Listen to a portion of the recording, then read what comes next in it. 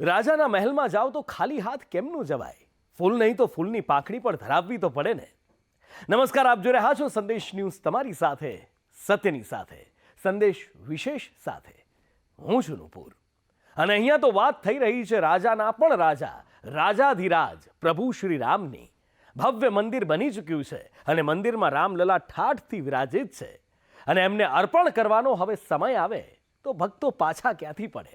અને બસ મંદિરના દર્શન શરૂ થયા એ દિવસથી ભક્તોનું મહેરામણ મંદિરમાં ઉમટી રહ્યું છે અને ભક્તોના મહેરામણની સાથે ભક્તો દિલ ખોલીને દાન પણ કરતા જઈ રહ્યા છે. આ દાન અવિરત વહેતો પ્રવાહ છે અને તેથી જ અવધના રાજા રૂપિયાથી અને ભક્તિભાવ બંનેથી અરબપતિ થયા છે. जय श्री राम जय श्री राम जय श्री राम एक ही नारा एक ही नाम जय श्री राम जय श्री राम जय श्री राम. અવધ નગરીના રાજાનો વૈભવ અનેરો, દેશ વિદેશથી મળ્યું પુષ્કળ દાન, અવિરત દાનથી છલકાયું અયોધ્યા ધામ. અરબપતિ થઈ ગયા આપણા પ્રભુ શ્રી. પારાવાર દુઃખ હતું પણ મનમાં દ્રઢ વિશ્વાસ હતો કે રામ મંદિર ફરી બનાવીશું, ત્યાં જ બનાવીશું. રામલલા ટેન્ટમાં વિરાજિત હતા ત્યારે તેમને જોઈને ભક્તોની આંતરડી બળતી હતી અને આંતરડી ત્યારે ઠરી જ્યારે ભવ્ય રામ મંદિરનું નિર્માણ થયું અને રામલલા ફરી એકવાર નિજ મંદિરમાં ઠાઠમાઠથી વિરાજમાન થયા. અવધના રાજા છે પ્રભુ શ્રી રામ અને એમનો વૈભવ ઓછો કેવી રીતે હોય, અને માટે જ મંદિર ભવ્ય બન્યું. રામલલાને કિંમતી આભૂષણોનું શણગાર કરવામાં આવ્યો. આ ભવ્ય મંદિરનું નિર્માણ રામ ભક્તોના દાનથી થયું છે અને સૌથી ખુશીની વાત તો એ છે કે મંદિરના પહેલા માળનું નિર્માણ તો માત્ર આ દાનના વ્યાજમાંથી થયું છે.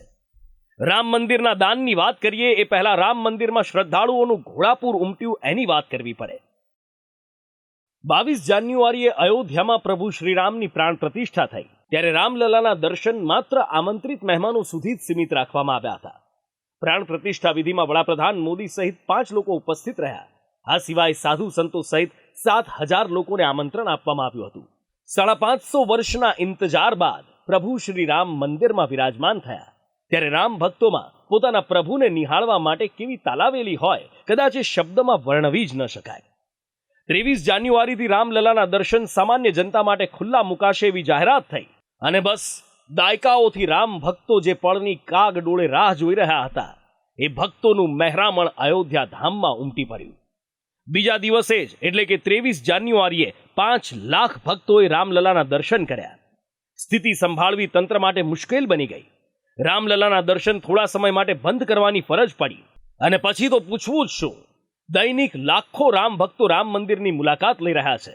એક અઠવાડિયામાં અયોધ્યામાં કેટલા ભક્તોએ પ્રભુ શ્રી રામના દર્શન કર્યા એ જાણશો તો ચકિત થઈ જશો. પ્રાણ પ્રતિષ્ઠાના બીજા દિવસે એટલે કે 23 જાન્યુઆરીએ 5 લાખ ભક્તોએ દર્શન કર્યા. 24 જાન્યુઆરીએ 2.5 લાખથી વધુ રામ ભક્તોએ દર્શનનો લાહવો લીધો.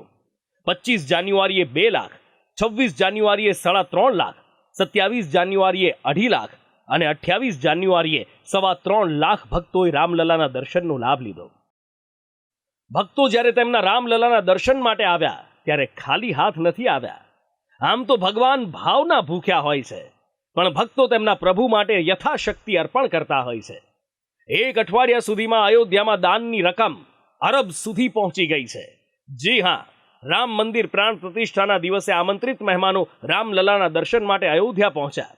આ મહેમાનોમાં નેતાઓ, ઉદ્યોગપતિઓ, ફિલ્મી કલાકારો, ક્રિકેટર સહિત જુદા જુદા ક્ષેત્રની દિગ્ગજ હસ્તીઓ હતી. જ્યારે રામલલાના દર્શન માટે શ્રીમંતો પહોંચ્યા હોય તો સ્વાભાવિક છે દાન પણ નાનું મોટું તો ન જ હોય. રામ મંદિરમાં દાનનો વરસાદ થયો કારણ કે ભક્તોએ પુષ્કળ દાન આપ્યું.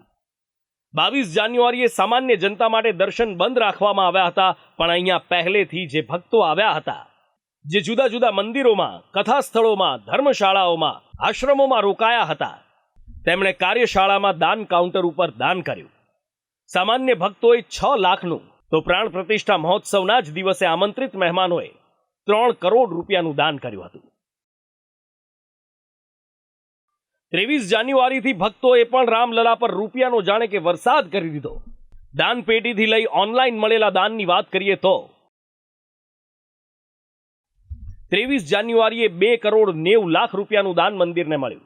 24 જાન્યુઆરીએ 2 કરોડ 43 લાખ, 25 જાન્યુઆરીએ 8 કરોડ 50 લાખ, 26 જાન્યુઆરીએ 1 કરોડ 15 લાખ રૂપિયાનું દાન મળ્યું.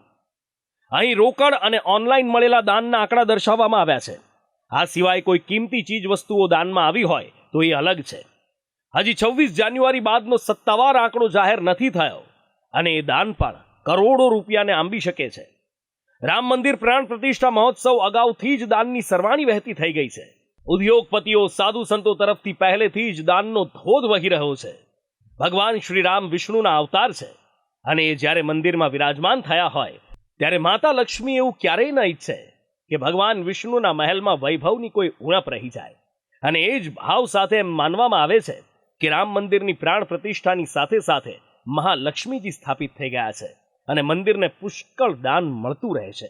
રામ મંદિર માટે દાન આપવાની તક મળે એ પણ એક સૌભાગ્યની વાત છે, એવી પ્રતિક્રિયા વિશ્વ હિન્દુ પરિષદના આગેવાનો આપી રહ્યા છે. 3-4 दिनों के अंदर जो है काफी व्यापक मात्रा में लोग आना प्रारंभ किए हैं. जो दर्शन करते हैं वो अपना कुछ न कुछ श्रद्धा निवेदित करते हैं और श्रद्धा निवेदित करने का एक ही कारण है कि भगवान श्री रामलला के प्रति हम कुछ न कुछ अपना अंश अर्पित कर रहे हैं. तो अंश अर्पित करने वालों को जो है हम सब सौभाग्यशाली समझते हैं, क्योंकि कोई अन्न अर्पित करता है, कोई जो है वस्त्र अर्पित करता है, कोई धनराशि अर्पित करता है. तो इस प्रकार से 2-3 दिनों में करोड़ों रुपए की धनराशि जो है वह पहुंची है. और इसी प्रकार से जो है लगातार, चूंकि पहले भी हमारे जो संगठन के लोग थे या हम कहे पदाधिकारी थे, उन्होंने कहा था कि जब ये मंदिर बनने लगेगा तो महालक्ष्मी का वास हो जाएगा यहाँ पर, क्योंकि भगवान विष्णु जी स्वयं जब विराजमान हो गए हैं तो उनके सानिध्य में जो है माँ का वास तो होना ही है. तो आज जो है करोड़ों रुपए की जो धनराशि है वो इसी का आधार है और इसी प्रकार से बढ़ोतरी हो रही है. કથાકાર મોરારી બાપુએ 11 કરોડ 30 લાખની જંગી રકમનું દાન રામ મંદિર માટે કર્યું. વ્યક્તિગત દાનમાંથી સૌથી અગ્રેસર વ્યક્તિઓમાં મોરારી બાપુ સામેલ છે. મોરારી બાપુએ દાનની સરવાણી વહાવી તો સુરત ક્યાં પાછું રહી જાય. સુરતના નામાંકિત હીરા ઉદ્યોગપતિ ગોવિંદ ધોળકિયાએ રામ મંદિરના નિર્માણ માટે 11 કરોડનું દાન આપ્યું. હીરાનગરી સુરતના બીજા વેપારી દિલીપ કુમાર લાઠીએ અયોધ્યામાં દાનનો વરસાદ કર્યો. મંદિરમાં 14 સુવર્ણ દ્વાર લગાવવા માટે 101 કિલો સોનું તેમણે દાનમાં ભેટ આપ્યું. તો ગુજરાતી અંબાણી પરિવારે 2 કરોડ 51 લાખ રૂપિયાનું દાન રામ મંદિર માટે આપ્યું. પ્રાણ પ્રતિષ્ઠા મહોત્સવમાં મુકેશ અંબાણીનો આખો પરિવાર ઉપસ્થિત રહ્યો હતો અને તેમણે પણ દિલ ખોલીને દાન આપ્યું. રામ મંદિર માટે સૌથી વધુ દાન પટનામાં આવેલા મહાવીર મંદિરે કર્યું છે. આ મંદિરની ગણના દુનિયાના ટોચના મંદિરોમાં થાય છે. મંદિર નિર્માણની કામગીરીમાં શરૂઆતથી આ મંદિરે દાન કર્યું છે. મહાવીર મંદિરે 2 કરોડના હપ્તામાં કુલ 10 કરોડ રૂપિયાનું દાન કર્યું છે. વર્ષ 2019માં સુપ્રીમ કોર્ટે જ્યારે રામ મંદિરના પક્ષમાં ચુકાદો સંભળાવ્યો હતો ત્યારે જ બિહાર રાજ્ય ધાર્મિક ટ્રસ્ટ બોર્ડના અધ્યક્ષે મહાવીર મંદિર વતી 10 કરોડનું દાન રામ મંદિરના નિર્માણ માટે આપવાની જાહેરાત કરી હતી. રામલલાને માત્ર રૂપિયા અને સોના ચાંદીની ભેટ મળી છે એવું નથી, સાથે સાથે અનાજનું પણ પુષ્કળ દાન અયોધ્યાને મળ્યું છે. અયોધ્યામાં રામ ભક્તો ભૂખ્યા ન રહે એ માટે ટ્રકો ભરી ભરીને અનાજ અયોધ્યામાં દાનમાં મોકલાયું છે. એટલું દાન અયોધ્યામાં આવી રહ્યું છે કે હવે ગોડાઉનમાં અનાજ મૂકવા માટેની જગ્યા નથી વધી. અનાજ, ઘી, તેલ, મસાલા સહિતનું દાન તીર્થક્ષેત્રોને કરવામાં આવ્યું છે. તીર્થક્ષેત્ર તો ભંડારા ચલાવે છે, પણ રામ ભક્તો પણ અયોધ્યામાં અખૂટ દાન કરી રહ્યા છે. ट्रकें खड़ी हैं, पूरा गोदाम भरा हुआ है, रखने की जगह नहीं है. 50 ट्रक सब्जी, तेल, घी, चीनी, मसाले सब पूरा जो है सर हम लोग मैं समझता हूं सर कि इस जीवन में इससे बड़ा सौभाग्य नहीं हो सकता. तीर्थ क्षेत्र 40 भंडारा चला रहा है, बाकी अन्य भक्त लोग चला ही रहे हैं, लेकिन जो सामग्री पूरे देश से आ रहा है राम भक्तों की, उसके द्वारा जो है गोदाम में रखने की जगह नहीं है, बाहर ट्रकों पे खड़ा हुआ है. सर मैं केवल एक बार ऐसे घुमा रहा हूं कैमरे को कि बड़ा ही अद्भुत लग रहा है. यहाँ पे ये समर्पण लोगों का, ये भक्ति लोगों की प्रभु राम के प्रति. સોશિયલ મીડિયા પર એક વિડીયો વાયરલ થયો છે અને એમાં એવું જોવા મળે છે કે પેટીમાંથી રૂપિયા કાઢવામાં આવી રહ્યા છે અને મોટી સંખ્યામાં લોકો ભેગા કરી રહ્યા છે અને એ રૂપિયા લોકો ભેગા કરી રહ્યા છે અને એ રૂપિયા અલગ કરી રહ્યા છે. ગણવાની કામગીરી ચાલી રહી છે. આ વિડીયોમાં દાવો કરવામાં આવ્યો છે કે અયોધ્યામાં પહેલા દિવસે મળેલા દાનનો આ વિડીયો છે, પણ વાસ્તવમાં આ ભ્રમિત કરનારો વિડીયો સંપૂર્ણપણે ખોટો છે. રામ જન્મભૂમિ ટ્રસ્ટે આ વિડીયો ખોટો હોવાનો ખુલાસો કર્યો છે. રામ મંદિરમાં દાન બોક્સમાં નથી લેવાતું, તેના માટે કાઉન્ટર રાખવામાં આવેલા છે. જે કાઉન્ટરમાં દાન આવે ત્યાં જ તેની રસીદ આપવામાં આવે છે. देखिए ये वीडियो तो फेक है और किसी मंदिर का है, ये हमारे यहाँ का नहीं है. मेरे यहाँ जो भी दान आता है वो दान पात्र में रहता है. इसमें स्टेट बैंक का लाख रहता है और हमारे पास 2 चाबियाँ हमारे पास एक रहती है कि स्टेट बैंक के प्रबंधक के पास रहती है. दान कहीं नहीं लिया जाता है और दान पात्र जो अन्य दान हम काउंटर पे लेते हैं उसकी बाकायदा ट्रस्ट की रसीद जारी होती है. बिना रसीद के हम 1 रुपया दान नहीं लेते हैं. રામલલા માટે ભક્તોનો અનન્ય પ્રેમ ઉભરાઈ રહ્યો છે. પ્રભુ શ્રી રામ વર્ષો સુધી ટેન્ટમાં હતા અને હવે જ્યારે રામ ફરી ઠાઠમાઠથી મંદિરમાં વિરાજમાન થયા હોય ત્યારે ભક્તો યથાશક્તિ જે પણ થઈ શકે એ ભાવપૂર્વક પ્રભુને અર્પણ કરતા હોય છે. અને આજે રામલલા અરબપતિ થયા છે. રામલલા માત્ર રૂપિયા અને સોના ચાંદીથી જ નહીં પણ કરોડો રામ ભક્તોના ભક્તિ ભાવથી અરબપતિ થયા છે. બ્યુરો રિપોર્ટ, સંદેશ ન્યૂઝ.